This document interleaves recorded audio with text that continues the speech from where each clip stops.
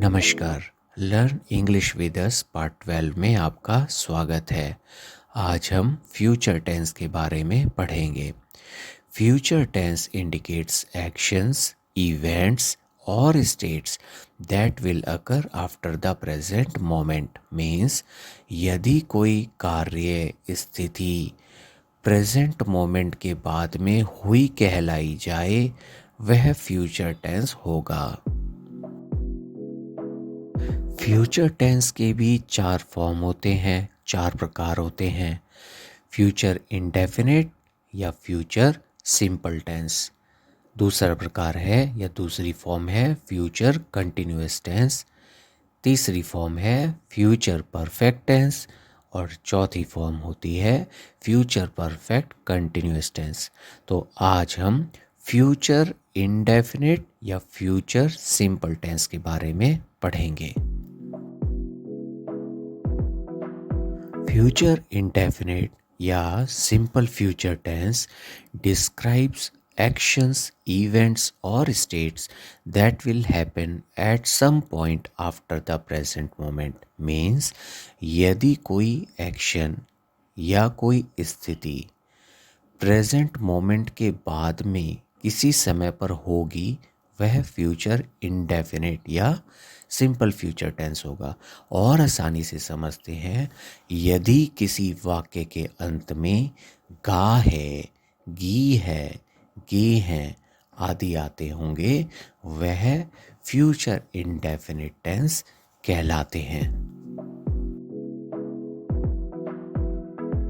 Future indefinite tense में हम लोग सब्जेक्ट के बाद में शैल या विल का यूज़ करते हैं और यहाँ पर वर्ब की फर्स्ट फॉर्म आती है।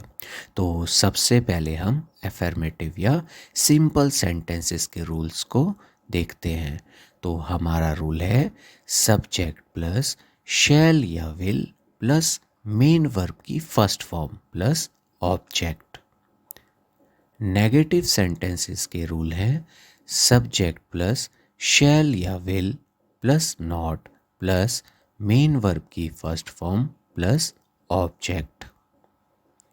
इंटरोगेटिव या प्रश्नवाचक जो हमारे सेंटेंसेस होंगे, उनमें शैल या विल सब्जेक्ट से पहले आ जाएगा। तो उनका रूल है शैल या will plus subject plus main verb की first form plus object. WH interrogative sentence भी इंटरोगेटिव सेंटेंस ही होते हैं, लेकिन इनमें सबसे पहले WH फैमिली के वर्ड्स पहले आ जाते हैं। WH फैमिली के वर्ड्स वह वर्ड्स होते हैं जिनके पहले दो लेटर WH से स्टार्ट होते हैं। एग्जाम्पल्स है जैसे कि what, which, whose, why, where, when, who इत्यादि, इस तरीके से। तो WH फैमिली वर्ड्स हमारे पहले आएंगे। तो अब हमारा WH इंटरोगेटिव सेंटेंस के रूल्स हैं WH फैमिली प्लस शैल या will plus subject plus main verb की फर्स्ट फॉर्म प्लस ऑब्जेक्ट। हमने इन रोल में शैल या विल का यूज़ किया है, तो हम ये देखेंगे हम शैल का यूज़ कहाँ करते हैं और विल का यूज़ कहाँ करते हैं। यदि हम नॉर्मल सिचुएशन में, साधारण किसी परिस्थिति में हैं, तो हम आई या वी के साथ में हम शैल का यूज़ करते हैं। जैसे कि आई शैल, वी शैल, ये नॉर्मल सिचुएशन में हम यूज़ करेंगे। और विल का यूज़ हम सेकंड या थर्ड पर्सन के लिए यूज़ करते हैं, जो कि इस प्रकार हैं यू, ही, शी, इट, दे। ये हम नॉर्मल सिचुएशन में विल के साथ में यूज़ करेंगे। जैसे कि you will, he will, she will, it will, they will. परंतु यदि हम लोगों के पास में यदि कोई धमकी कोई हमारी सिचुएशन में आ रही है, या कोई हम लोग डिटर्मिनेंट है, मतलब हम मतलब हम किसी सिचुएशन में बोलते हैं कि हम स्वाभाविक किसी स्थिति में हैं, हम उम्मीद से हैं किसी, तो हम लोग वहाँ पर शैल के साथ में सेकंड या थर्ड पर्सन को यूज़ करेंगे, जो कि होते हैं ही, शी, इट, दे। तो वहाँ पर हम लोग थ्रेट, वार्निंग या कहीं पे हम लोग उन्हें प्रॉमिस अगर कर रहे हैं तो वहाँ पर हम यूज़ करेंगे शैल। ही शैल, शी शैल, इट शैल, दे शैल। और फर्स्ट पर्सन जो कि आई और वी होते हैं, अगर कहीं पे कोई हमें धमकी दे रहा है, वार्निंग दे रहा है, या हम कहीं पे कोई प्रॉमिस कर रहे हैं, तो वहाँ पर हम लोग आई और वी के साथ में विल को यूज़ करेंगे। आई विल, वी विल, इस तरीके से। वर्ब्स की हमारी फॉर्म्स हमको पार्ट 3 वीडियो से मिल जाएंगी।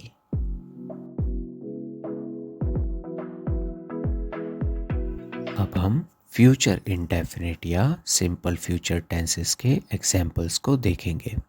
हमको क्या करना है, जो हमने रिसेंटली अभी फ्यूचर इंडेफिनिट टेंस के रूल्स को पढ़ा है, उनको अपनी नोटबुक में लिखने के बाद अपने सामने रखेंगे, और साथ में पार्ट 3 की जो हमारी वीडियो थी वहाँ से हमारे को फॉर्म ऑफ वर्ब मिल जाएंगे। First form of verb, second form of verb या third form of verb.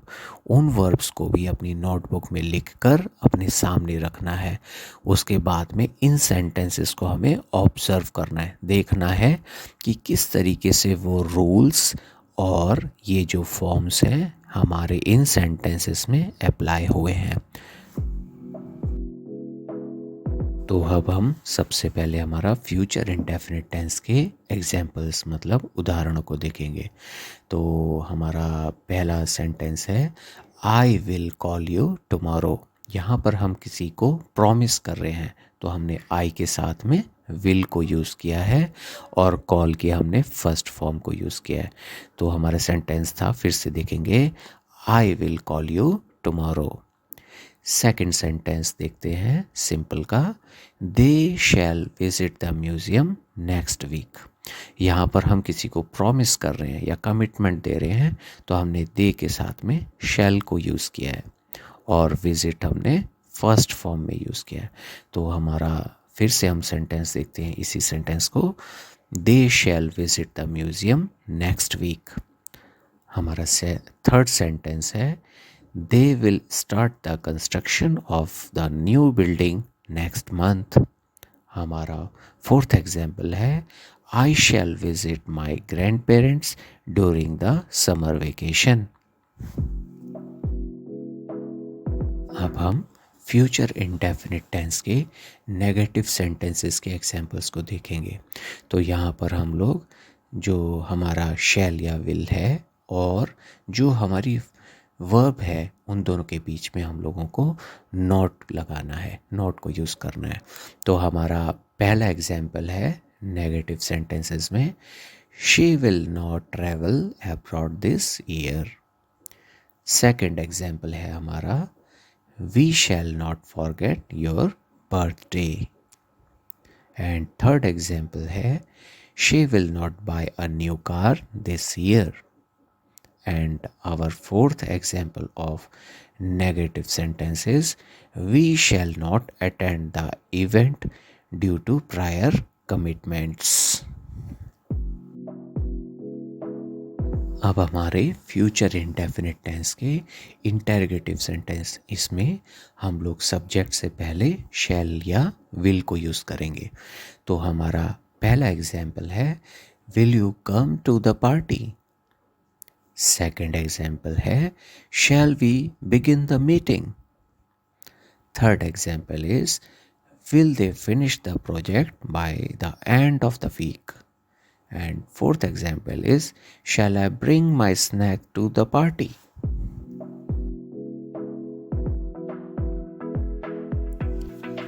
Important tip, practice is the key। Practice is the key। Practice is the key। Yes, why I am saying this again and again? कि इसके अलावा और कोई solution ही नहीं है। जितनी हम प्रैक्टिस करेंगे उतना हमारे लिए अच्छा है। Every day we have to create minimum 20 sentences, और फिर उसके बाद में उन्हीं सेंटेंसेस के साथ में हमें अपने फ्रेंड्स और फैमिली मेम्बर्स के साथ में कन्वर्सेशन शुरू करना है।